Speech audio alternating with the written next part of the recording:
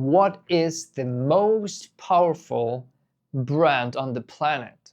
Before you continue watching, leave the comment and then we will talk about that. Do you think it's Apple? Well, it's founded in 1976, like 50 years, keeping loyal brand audience, 1.5 billion users of the brand. Impressive, isn't it? And since we are going to talk about the brands, we have to define a couple parameters and how we can actually measure and compare brands. So let's take some weaker brand than Apple, let's say Colgate toothpaste. If you would tell someone who is using Colgate toothpaste that there's actually a better product for a better price, make your teeth even whiter without any side effects, then the user of a Colgate might change their toothpaste quite easily. So the first parameter is how easy is for a person to stop using the brand, both on physical and psychological levels. So the next parameter is how often do you think about the brand and what kind of influence this brand has on your life. So how often you think about Colgate toothpaste?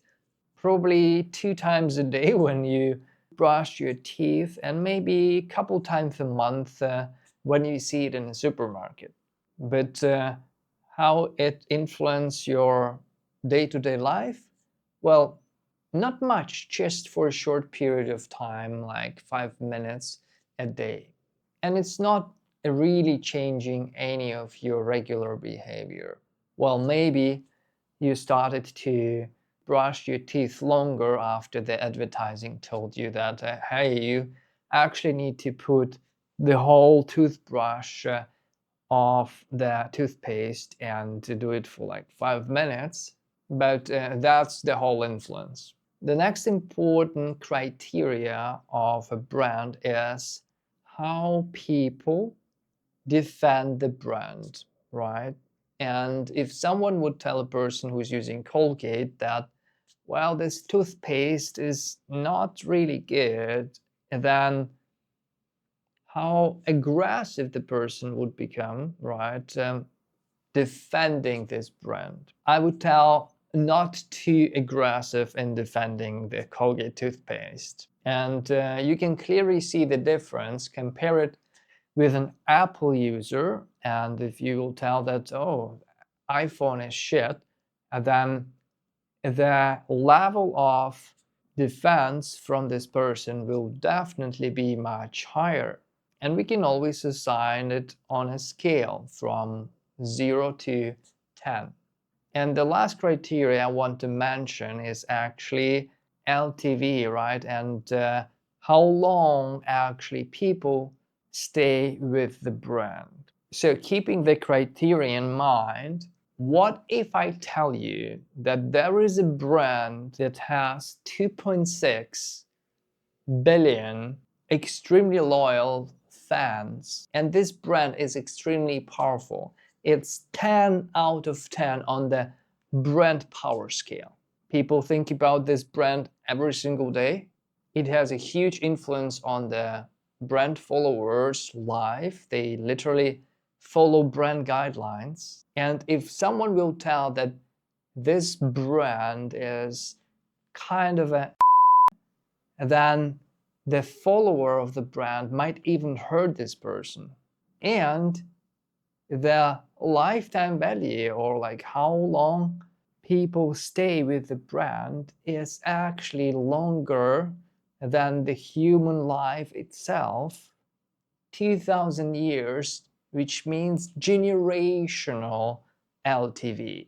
And I'm talking about the most powerful brand on the planet, Jesus Christ.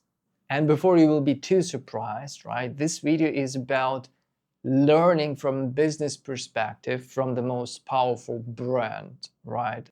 And as you know, brand is not just about business. Brand exists in art and politics, in all different spheres, in all the different parts of our lives. And I'm a big believer that if you want your business to be more successful, then you have to learn from the winners, from the most powerful brands.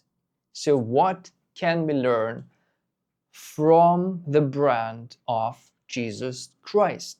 And for simplicity, I will mostly talk about the Roman Catholics since they represent the biggest fan base of this brand. First thing we can learn is storytelling is the foundation of the brand. The more materials you have and the more details they are to provide people all the answers on all the questions they might have to create the imaginary world about your brand, the better penetration into the human consciousness your brain will have.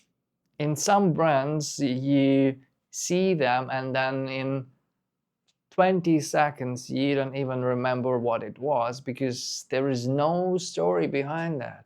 Lesson number 2, continuity of the experience. Let's say you go to a church of Roman Catholics in Spain, and then you go to the Catholic Church in United States, or let's say in the Philippines.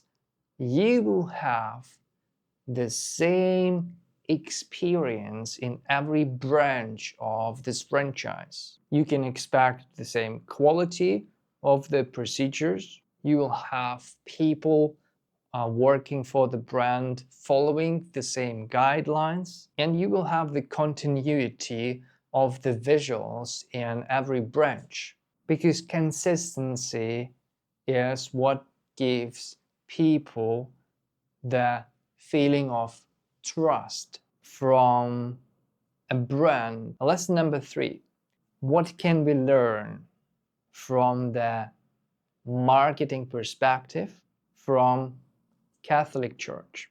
Extremely old approach, but efficient. It's a fear-based marketing. If you're not with us, if you're not a follower of the brand, then you will go to hell. Efficient. Lesson number 4, it's repetition and everyday presence. What can you see in the houses of Christians in the cars? You will always see images and in some cases symbols of the brand, because the more time during the day a person sees the brand, the bigger the impact of the consciousness. So the best thing for your brand is to appear in front of the client's eyes the whole day while they are awake. And lesson number 5 is building the marketing in a way that encourages word of mouth and makes it possible how to convert people so that the followers of the brand will actually go outside and get the people and convert them into the brand followers. Lesson number 6 regarding strong branding that we can learn from Catholic Church is making sacrifices. What do I mean by that? I mean even smaller sacrifices, like smaller amount of money, your time here and there, because the more you put efforts, time, and money into something, the more the sunk cost fallacy will work and the more you will become a believer. The lesson that we can learn from the branding perspective from Jesus Christ is importance of having an enemy. And the bigger the enemy, the more unity it will bring in the community of the brand. Like Jesus versus the devil, Jesus versus Antichrist, Apple versus Samsung. And it's not a coincidence that I'm actually mentioning those two brands in the same video. Look at the brand logo of Apple, and is it reminding you of something?